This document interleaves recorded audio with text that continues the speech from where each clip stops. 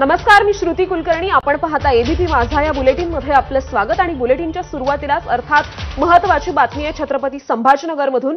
कारण छत्रपती संभाजीनगरच्या जायकवाडी धरणातून पाण्याचा विसर्ग आता वाढवण्यात आलाय. जायकवाडी धरणातून 1,98,000 क्युसेक वेगानं हा विसर्ग होतोय. जायकवाडी धरणाच्या 18 नियमित आणि 9 आपत्कालीन दरवाजांमधून विसर्ग सुरू झालेला आहे. त्यामुळे आता गोदावरी नदीकाठच्या गावांना सतर्कतेचा इशारा देण्यात आलेला आहे. आणि आपले प्रतिनिधी कृष्णा केंडे या संदर्भात अधिक अपडेट्स देतील. कृष्णा, आपण बघतोय मोसमातला सर्वात मोठा विसर्ग 27 दरवाजे उघडण्यात आलेले आहेत. सध्याची काय परिस्थिती आहे?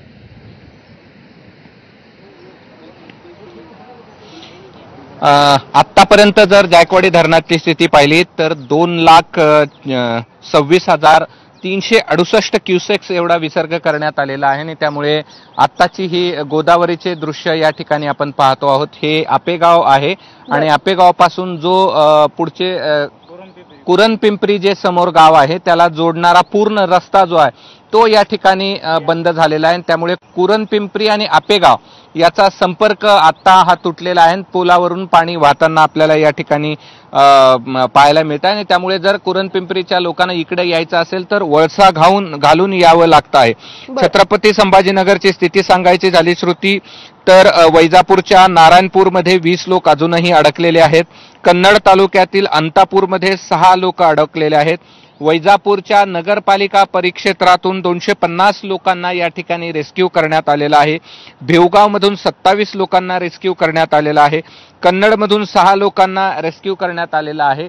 तर दुसरीकडे जर आपण पाहिलं तर नांदेड भागामध्ये ही जी गोदावरी आहे आणि गोदावरीचं पात्र धोक्याची पातळी या ठिकाणी ओलांडलेली आहे. नांदेडमधील गोदावरी नदीची धोक्याची पातळी 355 मीटर एवढी आहे आणि आता 355.70 मीटर एवढी धोक्याच्या पातळी वरून वाहून ती नदी एवढी मोठी प्रमाणावरती वाहते आहे. आणि आता कुरणपिंपरीचे लोक आपल्याला पाहायला मिळतील की त्या भागामध्ये अद्याप आपण पाहतोय की नदीच्या पलीकडे काही लोक आपल्याला दिसत आहेत आणि कुरणपिंपरीचा संपर्क या ठिकाणी तुटलेला आहे. त्यामुळे या नदीवरून पूर्वी आपेगावला यावं लागायचं, मात्र गोदावरी नदी दुतडी भरून वाहत असल्यामुळे आता त्यांना वळसा घालूनच या ठिकाणी यावं लागेल. आणि त्यामुळे कुरणपिंपरी आणि आपेगाव याचा संपर्क या ठिकाणी तुटलेला आहे. आणि अद्यापही हा जो जायकवाडीचा जो विसर्ग आहे तो 3 लाख पर्यंत जाईल अशा प्रकारची